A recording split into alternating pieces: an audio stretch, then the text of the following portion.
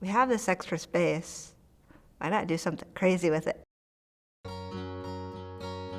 When I moved back to Salem from college, from George Fox, I was looking for a church that was really going to walk the talk, a church that was really going to live in their neighborhood and really love Salem.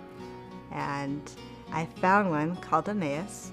For the first time in my life, I really saw some people that were doing the work of it. They were getting down into the grit of poverty and of the pain of people. So I started hanging out with them, and we started to play soccer and basketball with the kids, and we had big dinners, and we watched movies and TV together, and it was like, this is really what the kingdom of God is about. I wanted to get more of this good stuff, so I moved into the neighborhood myself. Eventually, one of our roommates moved out of the apartment that I was living in, and we thought, we have this extra space, why not do something crazy with it? We don't know who needs it yet, but somebody's out there. Our first guest was this homeless lady who just needed a place to stay for the night.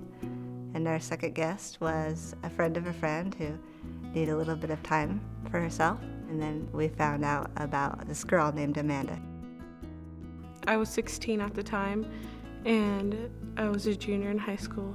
And the friend I was living with, they already had a full house, and it was really difficult because I was sleeping on their couch every day, and they just wanted something better for me. They wanted me to have a bed and a house and somewhere more permanent. When I was 9, we moved around a lot. I went to 6 different 3rd grades. I lived with my mom and my 2 sisters, and I guess you would call it a stepdad. I'm not really sure. We moved around so much because my mom had to find work. I was always in these strangers' homes. I couldn't ask too many questions. I had to grow up really fast.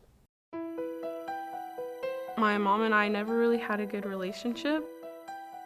She just got mad at me for every little thing I did. I was always scared of her.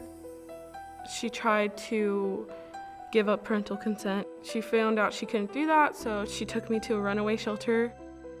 She tried to pretty much give me away. And then one day, she just got really angry and went in my room and threw all my stuff into the hallway. I remember I didn't even have shoes on my feet. And she kicked me out and said she didn't want to see me again. I felt very abandoned. I don't know how this girl could be kicked out of her home. There's nothing in her that I see that would ever be a problem to live with or to love. So Amanda came to live with us. One of the things I really wanted to make sure was that Amanda was safe and that we were doing the right thing by taking her in. So we met with DHS, and they certified that it was legally okay for her to live with us. We started out as roommates, and at that time I still had some trust issues. I found out she was a really good person, a really good heart.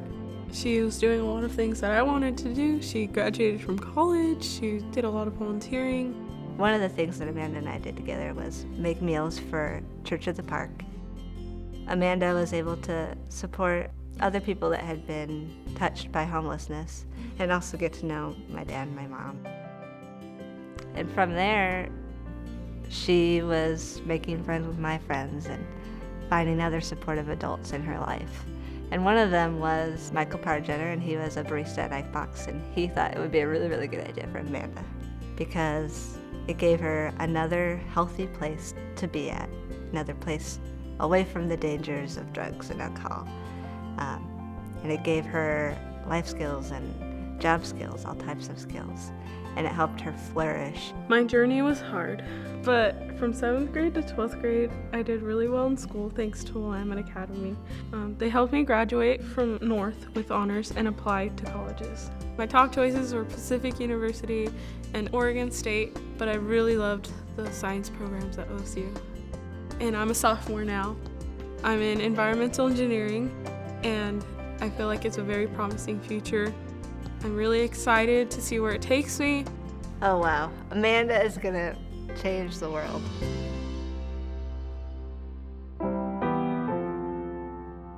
If it wasn't for Lindsey, I honestly don't know where I would be right now.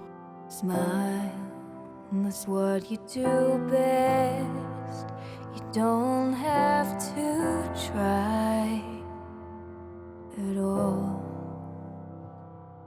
I never really had faith until I met Lindsey.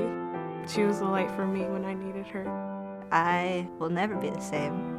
And I knew it getting in. I knew this was going to be a crazy ride, and I wanted the crazy ride because I know God works that way and beautiful things happen. But I guess I'm just surprised by her strength and her love. That's what makes Amanda special.